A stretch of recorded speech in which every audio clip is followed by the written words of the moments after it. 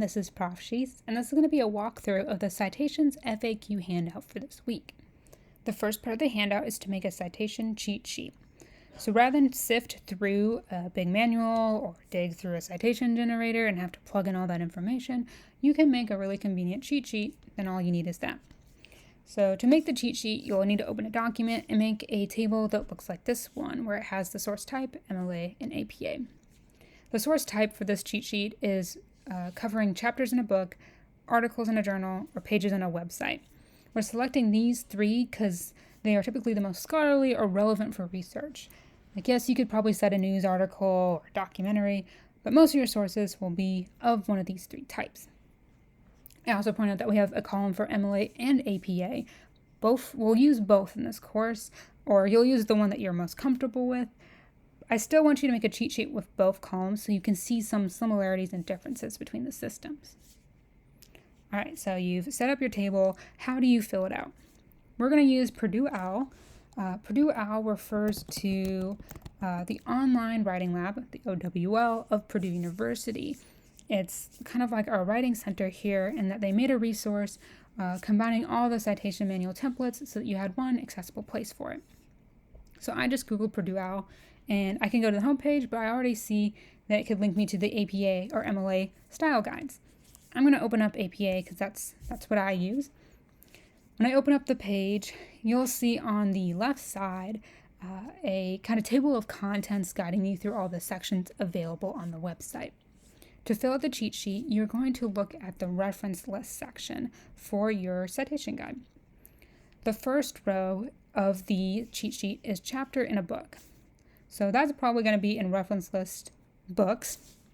The other one is like article in a journal. That's probably articles in a periodical. Website, that's probably electronic. Let's look for book though. So I open up that page and you'll see there's lots of templates and examples organized by type of book. So I'm going to scroll through till I find what I am looking for, which is article or chapter in a book.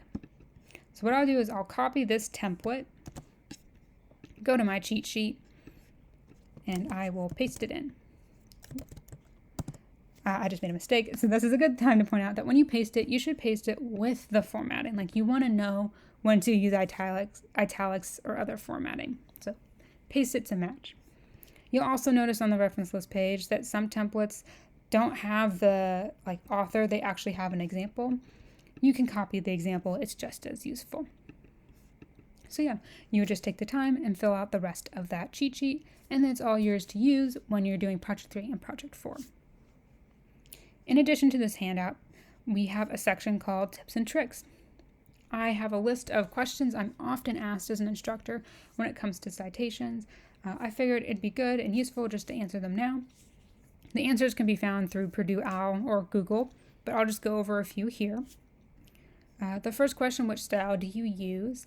MLA stands for the Modern Language Association, which is an organization that deals with the humanities, like literature.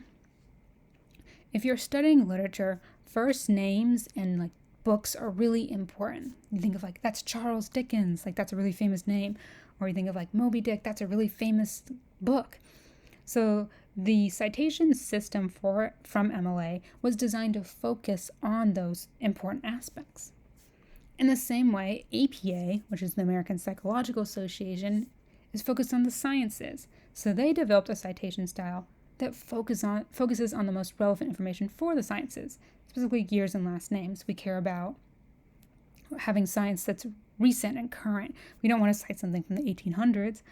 Or last names, we tend to remember the last names of scientists or relevant people in the field. So MLA and APA both have their own reasons for existing, and you should choose whichever is appropriate for your topic or field of study. This class is meant to help you practice, so pick the method you want to practice. Next up, how to format an InText citation. Two key aspects is the quote comes before the parentheses and the period comes after the parentheses. Why do we do that? We want to quote everything that the person originally said, and it's likely that your person didn't say a quotation or say a citation. It'd be weird to suddenly say at the end of the sentence oh, by the way, that's Smith 2012. So that's why we want to keep the quote separate from the citation. quote is before the parentheses. However, we still want to tell the reader this citation goes with that quote, so we'll put the period after to group them together. Some other notes, APA is very into commas and periods, and they use these special abbreviations for everything. It's because they really want to signify what things stand for, whereas MLA is like, nope, we just want name and year. So you can pay attention to that as you read your sources or as you do your citations. All right, next one is, why is there a reference page and in-text citations? Why can't we just do one? Well, it deals with credibility, accessibility, and design. So the reference page, which is at the end of your paper, is really designed to increase accessibility. You want to tell your reader, hey, I didn't make these sources up, they exist, and here's how to find them.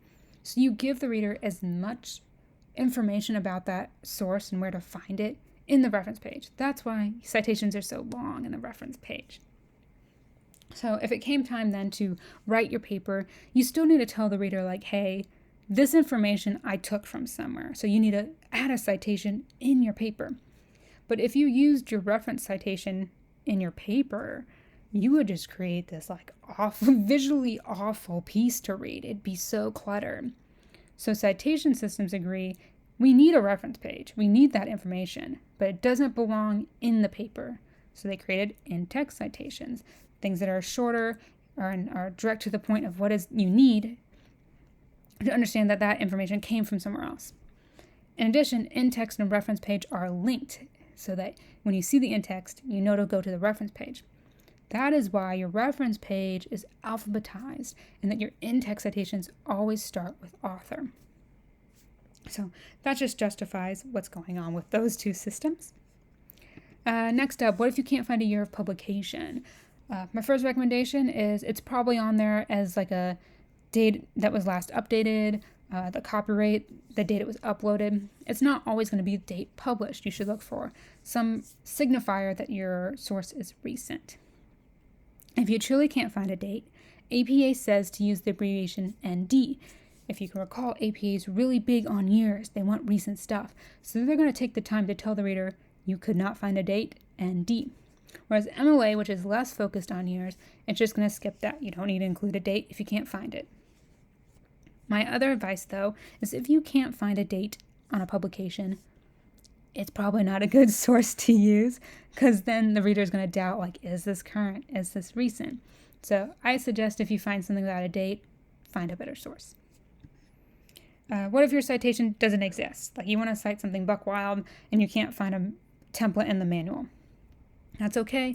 Two options. You can find the closest thing. So if I wanted to cite a map, there's no map template.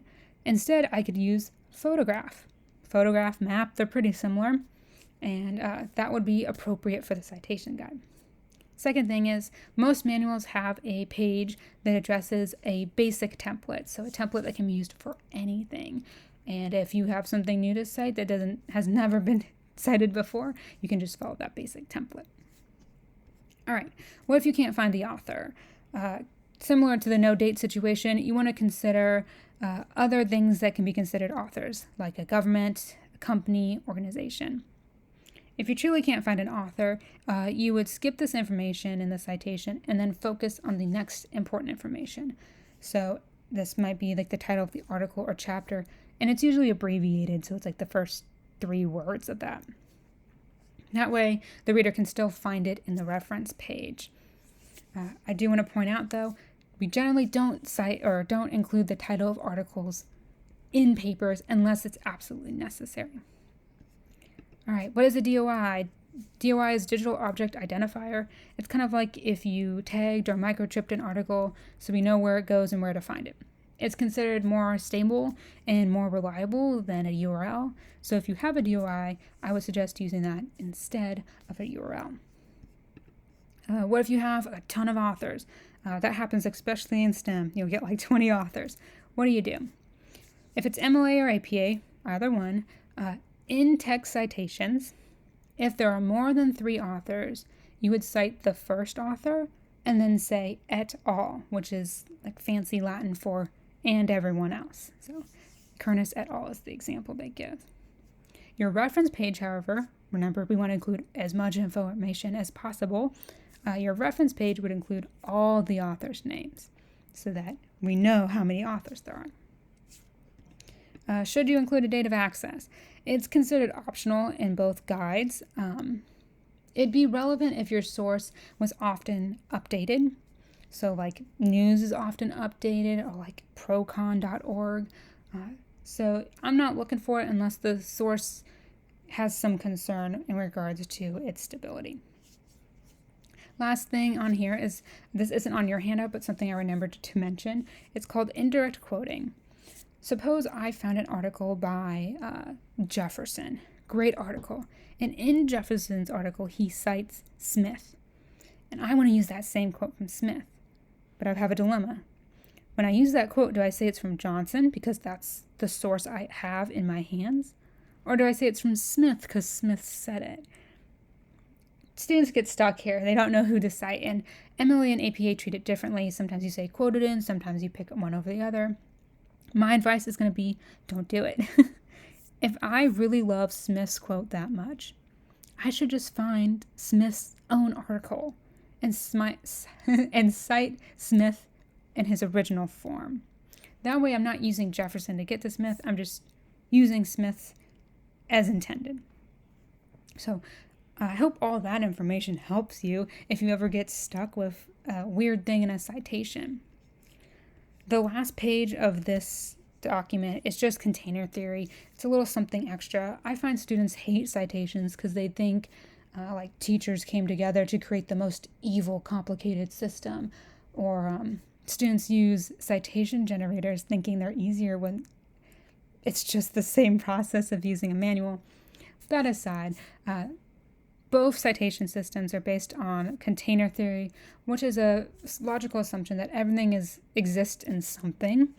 So both guides focus on showing you how little things fit into the bigger things. I used a color-coded examples so you could see that MLA and APA have the exact same information or containers, and they're in very similar orders. And once you kind of start picking up on like, wow, it is just the same thing repeated, you start to realize that you don't need a template for everything as long as you know one template, or you know the order of the containers for that style. So I used the example of, I made a spelling mistake. I used the example of APA, how once you know this order, you just repeat it for anything, regardless of what kind of source it is. You're welcome to try out container theory, try and memorize it. But if you need to use the manual or the cheat sheet, that is totally fine. So apologize for a long video. We covered a lot of information, but I hope it helped you get through that handout.